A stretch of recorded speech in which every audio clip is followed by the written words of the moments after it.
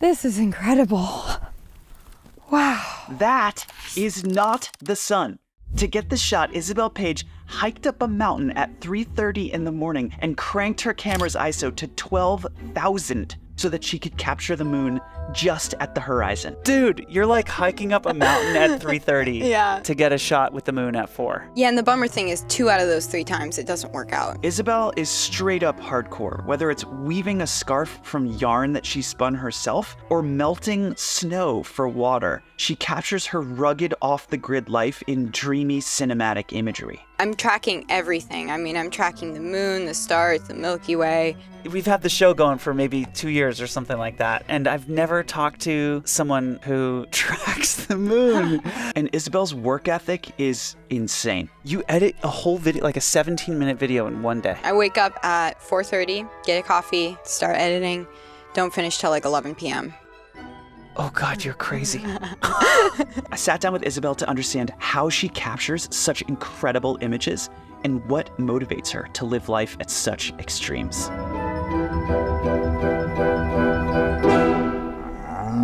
Isabel, thank you for being here today. Thanks for having me. I'm so psyched to talk about your work. The thing I really want to dive into today is your shots. Your shots are insane. You just have such a good eye. Awesome. Well, let's do it. Okay, great.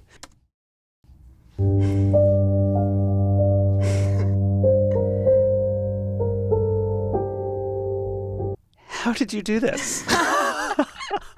The blue, the lantern, the snow. How did you do that? Well, I knew a storm was coming. And so I was like, okay, well, I got to wake up early. I got to get some shots of this snow. So this is in the morning? This is the morning. You know, it had snowed like 3 feet. I loved the idea of like this woman walking through like 3 feet of snow, like trying to get somewhere. Back then, I was using a different camera. What camera I remember it was a Fujifilm. That was what I started on. Okay, so you were on Fujifilm when this was shot, which is what, a couple years ago? Yeah, a couple years ago. And Okay. That camera did not have very good autofocus. So I remember, I think I threw the lantern like somewhere and I focused the lantern like manually, and then I took the lantern away and then I walked through it. Because I was nervous that it wouldn't see me, because in those low light situations, the autofocus can be pretty hit or miss, I feel like. It looks so well exposed because this is a pretty low light situation. Yeah. How are you setting the shot up for that kind of low light situation? I was definitely using like a low light lens. I was probably at 1.4 aperture and probably just a really high ISO. What are you using now? Sony FX3. Oh, okay. Yeah. This is my camera. Oh, there it is. It's a little dirty. This is the tripod I use, and this is my microphone. Oh, nice. And which lens is this? This is a 24-70. That's my basic lens I use for basically everything. Nice. And this is the tripod that you're using. Okay. Got it. I like this tripod because it's very lightweight. There's things that it's definitely lacking, but I would choose more lightweight over anything. And just out of curiosity, how come you're rocking the Sennheiser boom mic instead of like a little Rode thing? I don't know. I love when I can get some good quality sound. I think that's really important. I remember I watched this video early on in YouTube and I was like, what to do to become like a good cinematographer? And the first thing was like, have good audio. So I just like found the best microphone I could. Yeah. Nice. I think it took us like 9 hours to get down there, but oh my gosh, wow. These trees take my breath away. They just kind of look like something out of a fairy tale. How is that so smooth? Well, I was using a gimbal. And who's holding it? My partner. In the beginning of us using the gimbal, it was a little shaky. It was not good. It took me so long to learn how to like mount the camera, stabilize it all. You know, you've got like 3 different like weird balancing acts you have to do with that stupid thing. I get so frustrated with that thing. But yeah, I feel like I've gotten better at it now. Yeah. The other thing that's like really obvious is like these contrasting colors, right? Like just this huge green frame and then this spot of red.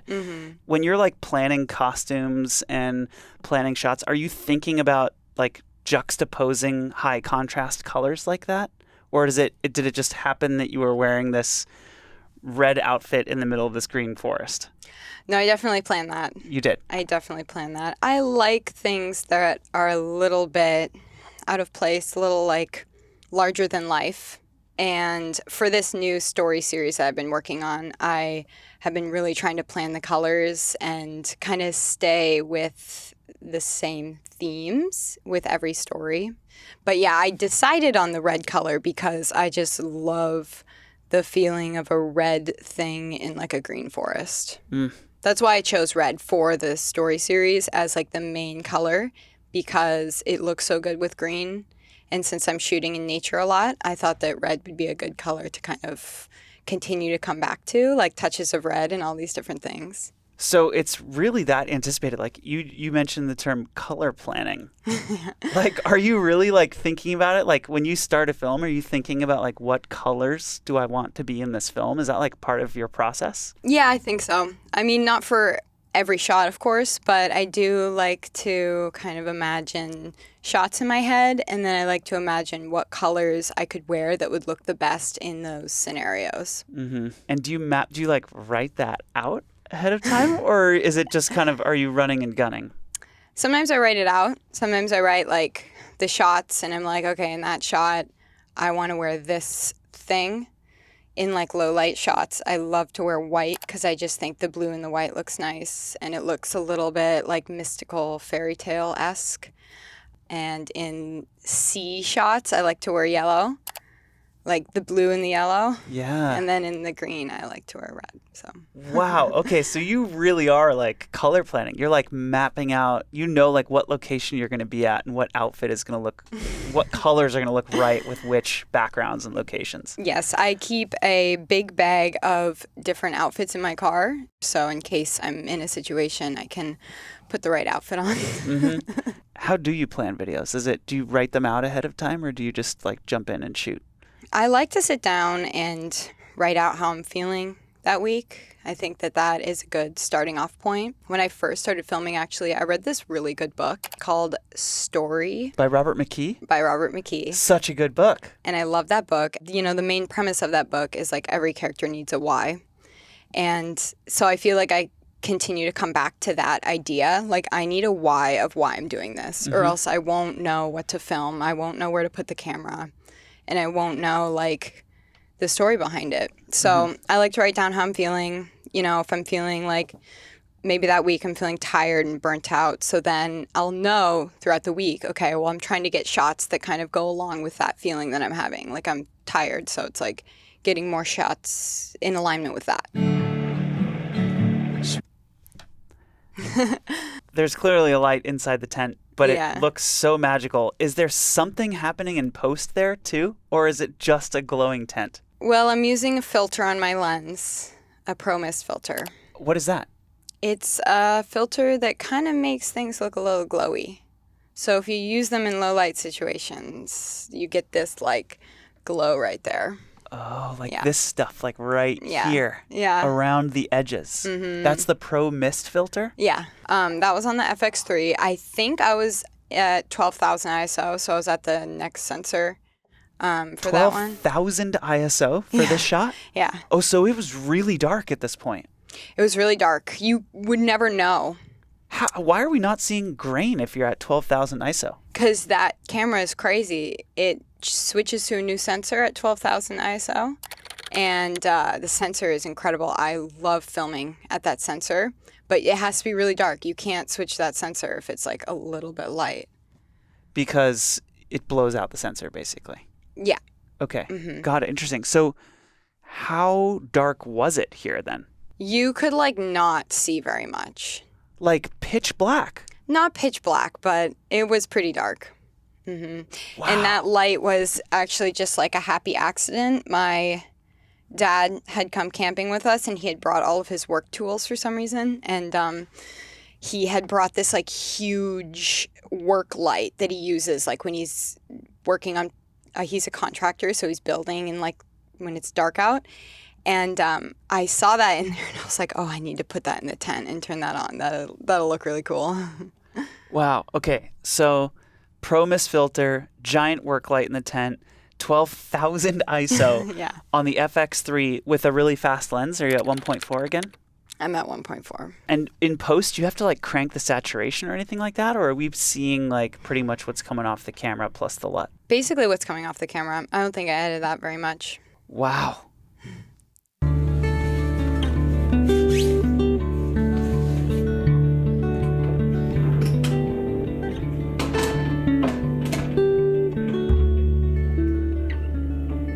You got a remote slider? Mm-hmm.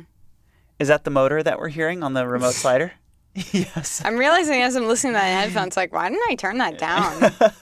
Well, you're getting good sound of the record player and all that. Yeah. Yeah. So you set up the FX3 on that slider and you like program it to just move really slowly and then you do the action timing with the shot? Yeah. Okay. Are you looking at the flipped screen right now or are you just doing the action?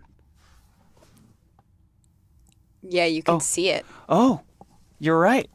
I didn't even realize that until that moment. Oh, you're right. Yeah, there's this. I'm watching it. Yeah, you can't see my eyes, but I'm trying to make it look like I'm looking down, but I actually think I was watching it go by. That's such a nice shot. And again, you have the yellow and you have the red. In reading comments on your channel, a lot of people compare your visual style to Wes Anderson. Mm-hmm. Is that one of your influences? Who are your influences visually? Yeah, of course. I mean, I think everyone's influence is Wes Anderson. He's amazing. Moonrise Kingdom, just the whole thing is just like such a big influence on me. I love Susie wearing her Sunday school outfits in these weird places, and I feel like that really influenced me. Like you have such a vibe. I've heard people call it cottagecore. You use the term fairy tale. How did you explain your style? You know, I think my style is just what I wish my dream life was and what it looked like, you know? Yeah. A lot of times, obviously, I wouldn't be wearing dresses in those situations. I probably would be wearing, like, pajamas. I like the idea of living a little bit in this, like, larger-than-life fairy tale. One thing that is nice about your videos is that there's this, like, larger-than-life fairy tale cottagecore, you know, red polka dot dress or whatever.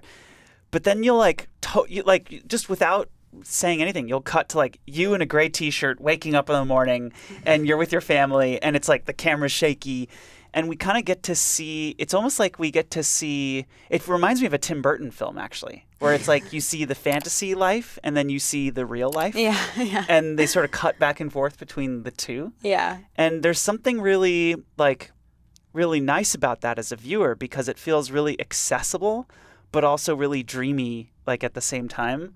When is it okay to not show the dream life? This is like so much of your videos. You're showing the gray t-shirt side of Isabel Paige. I think that the t-shirt moments just happen naturally. Mm-hmm. And I like to keep it as authentic as I can, you know. I will get sometimes to a point where I'm planning everything too much and everything is too perfect. And I'm like, ooh, this is too perfect. Like I need to add in more like real life so I can really connect to like the audience. Right. And show like I'm just a normal human. Right. You know. Right. Who is your audience? Do you look at your audience demo? Do you look at your info, your analytics? No. You don't? Ever? No. Do you look at your views? Do you look at your... I don't look at anything. Do you look at your comments? No. You don't look at anything? No. When I first started filming and kind of gaining popularity, I was definitely reading comments and I feel like, you know, I started to kind of validate myself through other people's like opinion of me. I feel like I was like basing my own self-worth off of these like really positive comments, like accidentally maybe. I don't know, but if you base your self-worth off of other people's opinions of you, and then if someone has a negative opinion of you, then you feel really bad about yourself. And so if I read the comments and I accidentally see something negative, then I like really, I'm a very sensitive person and it will affect me for a very long time. And I just have to know that about myself. So I can't read the comments because it will just like make it so I could never get any work done. Yeah. Yeah. Oh, the internet. I know. My thinking has changed on the comments. over the years, back and forth, on and off. Yeah. And I've gotten so many negative comments that it can't affect me as much anymore because it's just every day I'm seeing, you know, whatever. There's somebody who hates me for some reason. Well, yeah, but you are just one of those miracle people that have a thick skin. I don't know.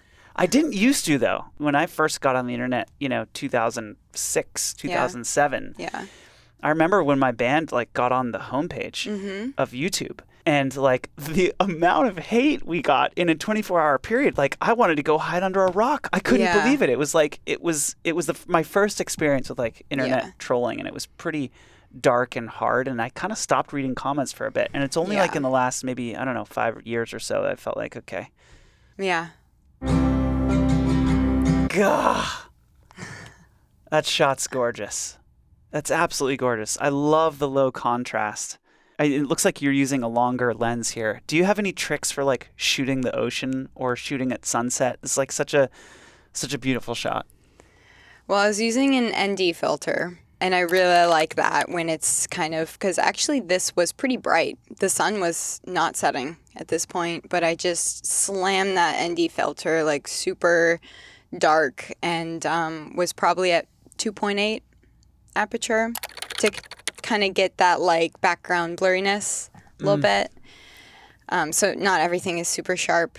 I like that. So, okay, so you opened up a lot, so you got a shallower depth of field, basically. Yeah.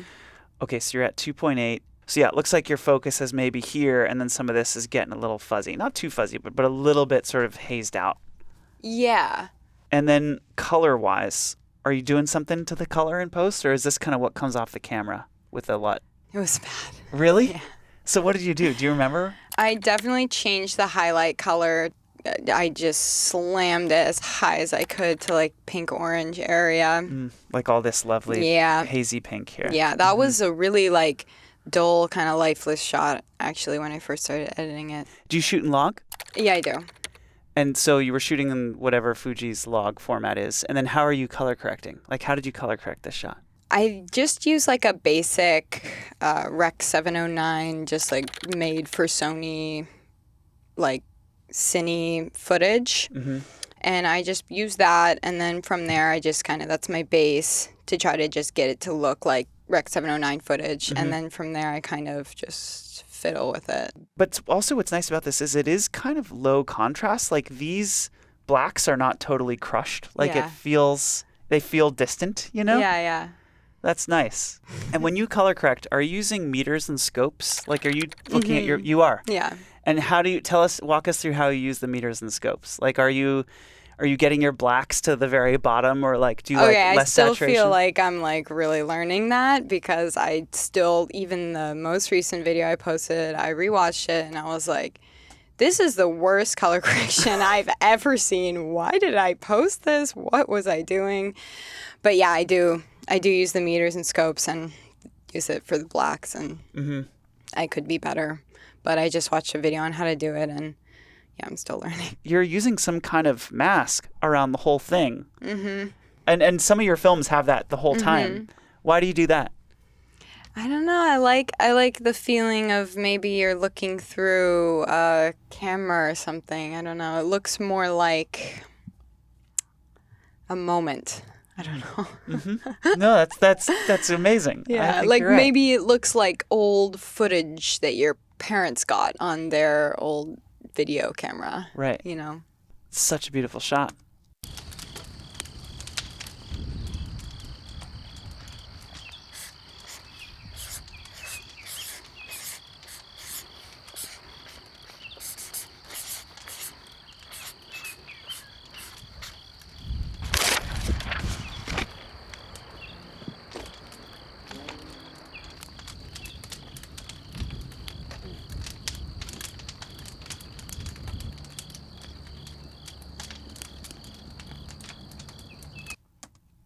A lot of your thumbnails and titles and your videos talk about your struggle. Yeah. And you're pretty open about that in your videos and how you're doing and feeling. Yeah, I feel bad. If I watch a past video, I'm like, God, I'm so bad. Shit. I am like the Walmart version of cinematographers, just the bad version of a cinematographer. I just feel like I'm just not really good enough. I didn't really come into YouTube to be a YouTuber. I just wanted to start working on my filming and like get better. And it's been 4 years and I just feel like I'm just nowhere near where I want to be. And I think that feeling has been kind of like sitting with me a lot lately, that I just feel just not very good overall. Yeah. Wow. I mean, I know that that's a common feeling for artists. It's just, yeah, your stuff is really good. So it's just surprising to hear you say that, because I know it's something a lot of artists struggle with. Yeah. Are you familiar with, I think it's Ira Glass, the host from the NPR shows? Oh, yeah. Are you familiar with, maybe I might be misquoting it. I think it's Ira Glass who said, like, the hardest part at the beginning of an artist's career is the gap between their taste and their execution. Yeah. Because the reason you get into it is because you have taste. Yeah. You know what's good. You know what's good, and you just can't do it. and like the journey is catching up to your knowledge of what is good. Yeah. At least from the outside, it looks like you're catching up really quickly. Thanks. Thank you.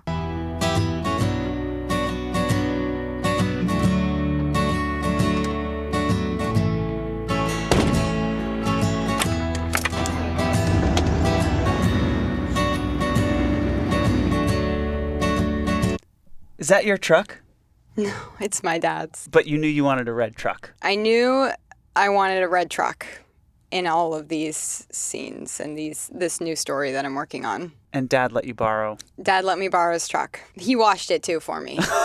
This is his work truck he uses for like construction jobs, and I told him I wanted to use it for a shot, and he was like, okay, I'll have it ready. And he was sitting there outside like right before I went to film, and he was like scrubbing it down. It was really cute. How are you getting this shot here? What's your rig for filming in the car? That shot is, I use this like sucky thing. It's called a sea sucker. And you like suction cup it to places. Like on the windshield? That is, I think, on the car dashboard, actually. Okay, nice. There's always something so liberating about embarking on a journey. Okay, let's talk about voiceover. You always have these like old-timey radio 1950s voiceover people. I feel like I'm watching like Snow White from the 50s, like the original Disney release. Like, who's doing that voiceover and how are you getting it to sound like that? My partner is, and he is really working on his transatlantic accent for me. Before he did this voiceover, he was like watching YouTube videos on how to do it. He's really good at voices, so he'll do a lot of different voices for my shots. And then you're just processing it in the video editing software that you use to make it kind of sound old and radio. And how are you doing that? What are you using? I use Final Cut. There's some audio like things already in there that you can actually use to make that radio sound. That are actually really good. So you're using Final Cut plugins, like a radio filter plugin. Yeah. And you use Final Cut X. How come that over, like, I don't know, other people are using Premiere. Some people have been switching to, Resolve recently. I thought about switching to Resolve, actually. I've been kind of learning that a little bit. But, that's what I started with. And I feel most comfortable there. I can edit really quickly on that software now. Like, it takes me only like a day, full day of editing. I can get a video done, so.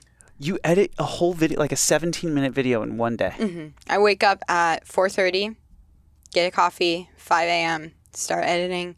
Don't finish till like 11 p.m., but I just do all in one day. Oh, God, you're crazy. By the end of it, I feel like a zombie. I'm like, So that's like, is that Saturday for you? That's Saturday night. Saturday night, I'm getting that done.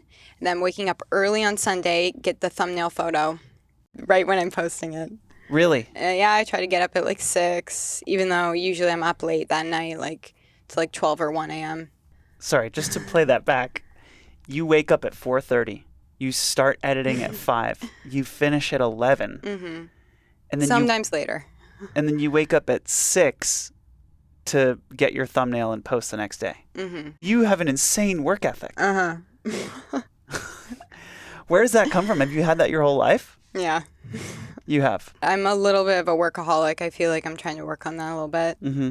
Give myself a break. I definitely took a little bit of a break this winter, but it honestly wasn't good for my mental health because the whole time I was on break, I felt really bad about myself. And I was like, I need to be posting. What am I doing? Taking time off. I'm so lazy. Oh my God. Yeah, you're hard on yourself. Yeah, I am. Wow. But It helps us to change and shift as well.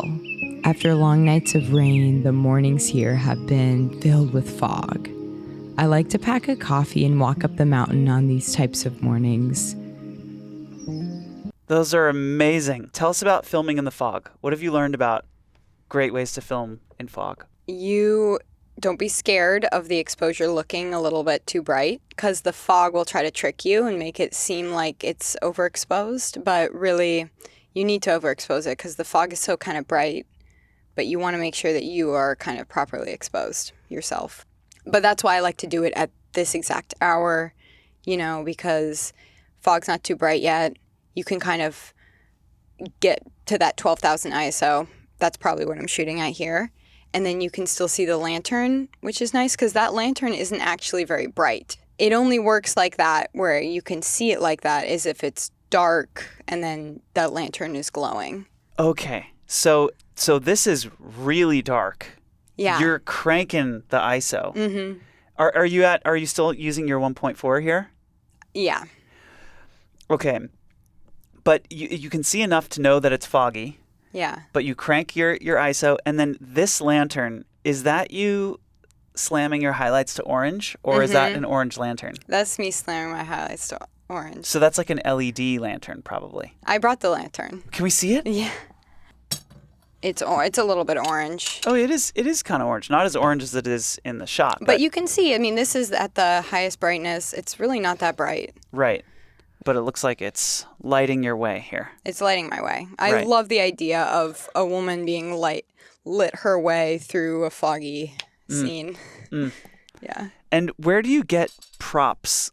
I'm looking around eBay. My mom's looking around on Facebook Marketplace. She's really helping me getting some props sometimes. My brother's gotten me some props. My whole family kind of knows what I like, and so they always have their eyes open for something kind of unique that fits that vibe. Yeah, you're really like building your own fairy tale magical world here. Yeah. Awesome. After long nights of rain, the mornings here have been filled with fog. Voiceover. Mm-hmm. Are you doing that while you're editing? Yeah. And you just have like a little table mic or something that you use? Mm-hmm. Do you know what that mic is? It's a Shure microphone that's a USB microphone. I used to use an interface, then a microphone so to get like the pickup, and that was too much. I switched over to just a USB. Yeah, it's much easier. But I have like some presets in my Logic that I use for the voiceover as well. Oh, so you record the VO into Logic and then you drag that, you export it and then bring it into. Okay, got it. And do you record it into Logic so you can do extra processing on it? Like.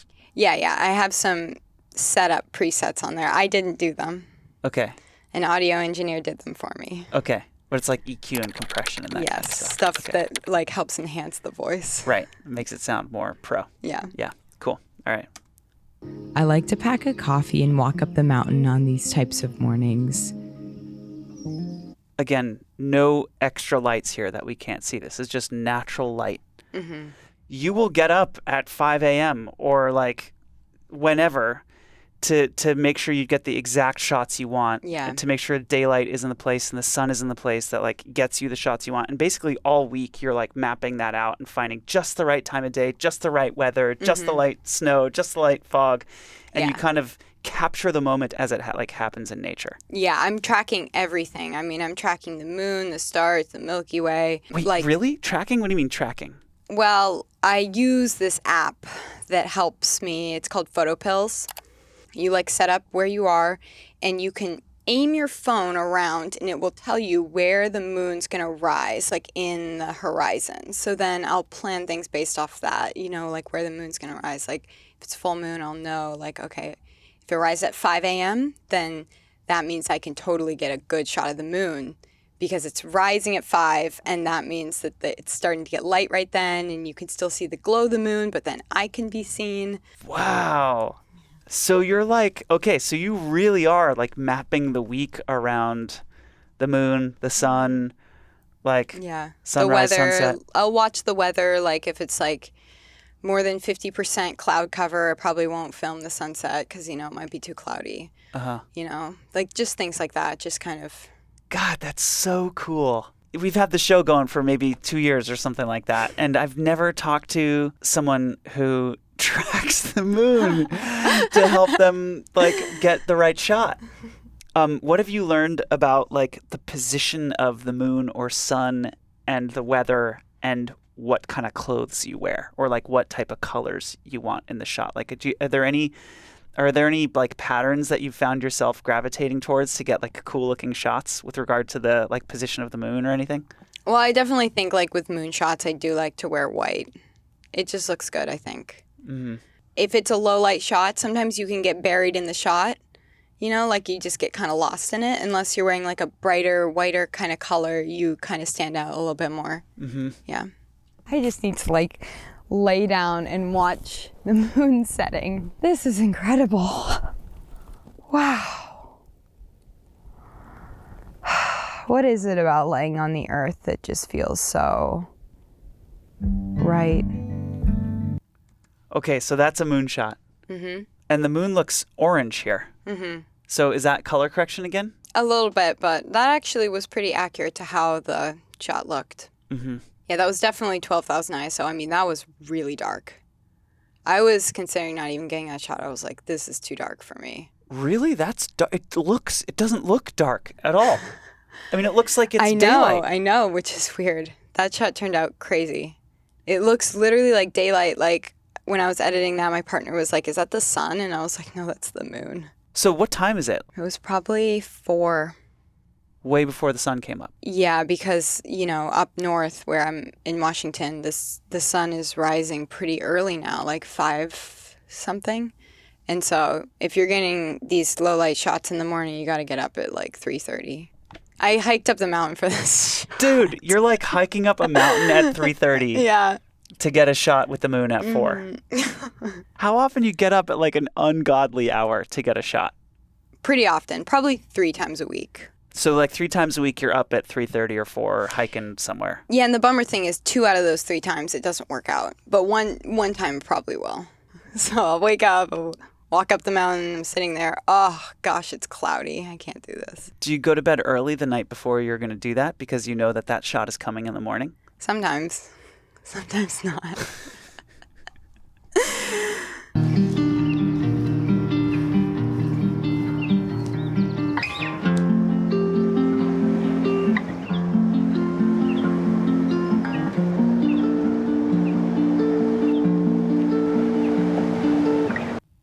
I mean, it's so good. Same thing here, low contrast, lovely like pinkish hues here. Mm-hmm. Are you using any special filters or lenses or like it's super low contrast and you got the nice mask around here again. Can you walk us through how you got the shot? That shot actually, out of the camera, did not look very good. I color corrected that one like crazy. I mean, I pulled that saturation up like maybe too high. Mm. It was pretty flat, didn't have much color to it. I kind of added all those colors. That's a little bit of more of a fake shot. I wouldn't say that it actually looked like that. Mm. And then how about this one here? Same thing? Yeah, I was on a run and I saw that moment and I was like, oh, I'm coming back right now. And I came back and got that was what inspired this whole scene, is that staircase. I went to my car, grabbed the raincoat that I had in there, lucky, and did this whole scene because of that like staircase. I was like, that is the coolest staircase. And I like the movement of the ocean with me moving as well. Just like these 2 different moving things in one shot. Mm-hmm. You have these nice jump cuts. Is there a slow zoom in? Mm-hmm. You're doing that in post. Mm-hmm. So you work like an animal 7 days a week. You get up at 3:30 in the morning and hike up a mountain to get a shot. 2/3 of the time it doesn't work. Grinding like crazy. You're getting these incredible visuals. You're making a video every week and working 7 days a week, finishing and uploading a video and then planning the next one that day. What's next for you? Well, I'm starting a new story series. I just started it. I think I'm at story 8 now. I want to get to 100, and then I'll decide where to go from there. So that's like 2 years of stories. Yeah. I started off on YouTube doing this story series, and I told myself that I was going to get to 100 and stop. I didn't initially think that my life path was going to be becoming a videographer on YouTube. And it kind of was this inner conflict I had because I thought my life path was going this way, and then it really veered off and I became this online influencer type person. And so I was like, ooh, this is far from where I was trying to get to. Let's just do 100 and then we're going on to something else. Congratulations on some really exceptional, amazing work. And yeah, thank you for being on the show and giving us your time and telling us about how you think about cinematography. Super fun to talk with you. I had a fun time too.